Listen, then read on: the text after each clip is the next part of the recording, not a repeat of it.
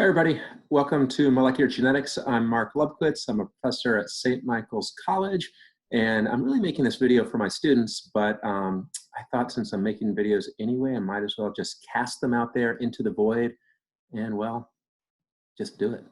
So I want to talk today about the COVID-19 test that we've heard so much about. And my goal is really just to explain to those who are not molecular geneticists how this test works. And then if you want to hang on a little bit later, for those of you that are in my molecular genetics class, I will explain how it works in more detail. Not too much detail, actually. So here's the idea. In principle, this is like super simple, right? All you need to do is detect the viral genome in a sputum sample. So it's something swabbed from someone's nose or back of the throat. And the technique that's used to detect it is called polymerase chain reaction, sometimes qPCR or RT-PCR for real-time PCR or quantitative PCR. And this is a technique that was developed in the 90s, won a Nobel Prize, and it's used just simply to detect very, very tiny amounts of DNA. So the coronavirus actually has an RNA-based genome. It's pretty small, it's only like 20,000 nucleotides. And RNA is ironically very unstable. And so the first thing you have to do when you get a sample from someone is take the RNA, if it's there, and convert it into DNA, which is much more stable. And then you're going to use what are called primers, very specific short regions of DNA that you, the investigator, have designed, and use those to amplify and then potentially detect the virus or the viral genome. And the idea being that the viral genome is there, obviously the virus is there. Now, in principle, so simple, right? All you need to know is the viral genome. That's been known for a while now, at least since maybe December, January, I think January. Viral genome has been known. You need to be able to design PCR primers. Lots and lots of groups have done that. You can go online now and find all sorts of COVID-19 PCR primers. You need to have a qPCR machine. I mean, I have one. Who doesn't?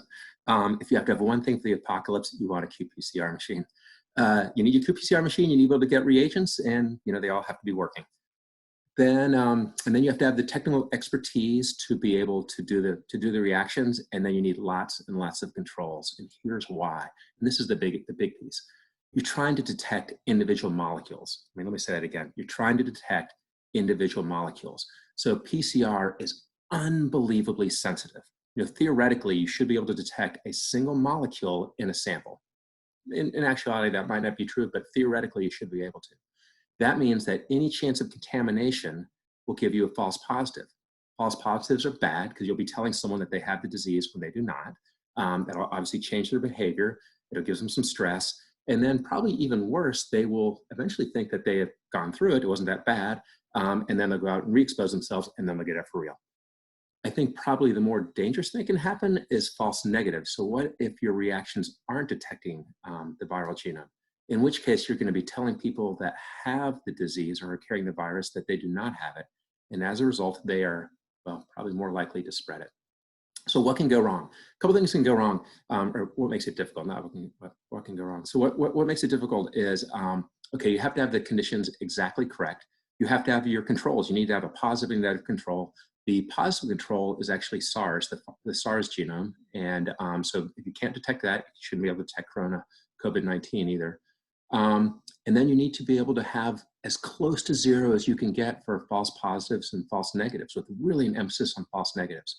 And clearly that's been a little bit more difficult than people anticipated. Interestingly enough, if you've taken my class and you've done tons of PCR reactions, you know that you can spend an entire semester and never really get them to work. But once you do have conditions worked out, they pretty much work every time. I mean, not every time, but they work many, many times. And that's all I got. Hang on if you want to learn more about TACMan.